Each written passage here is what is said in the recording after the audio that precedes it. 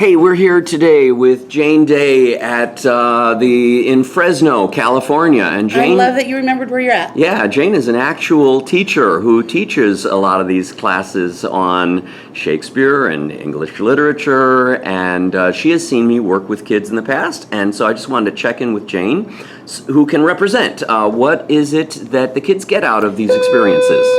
And there's a great bell, so that means we have just a few minutes. Let me start again. What is it that the kids get out of these experiences? So here's what I think they get mostly out of this kind of an experience. They've read Shakespeare.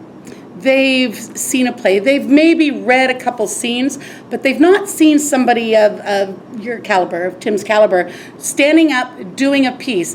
And all of a sudden, they start making those connections. For example, I think it was last year I had you come in and you did a bit from Julius Caesar. And we had just finished Rome.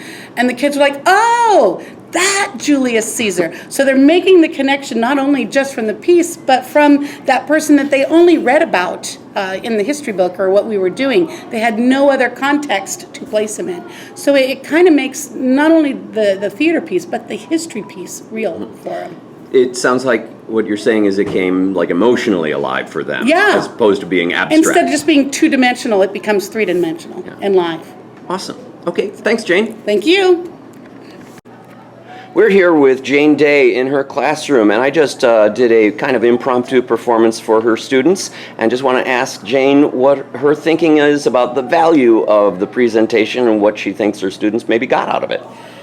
Here in a nutshell is what...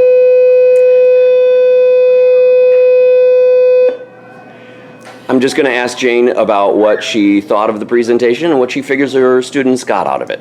Here, in a nutshell, is what I think my students just got out of this.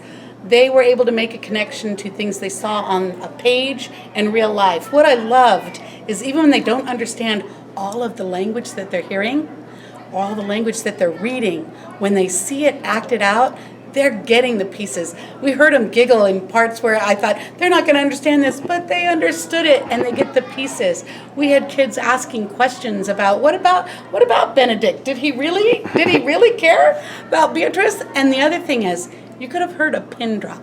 These are 12-year-olds. We don't hear pins drop often. So they were enamored, they were engaged, which is what we're always looking for. Great. Thanks, Jayne. You're welcome.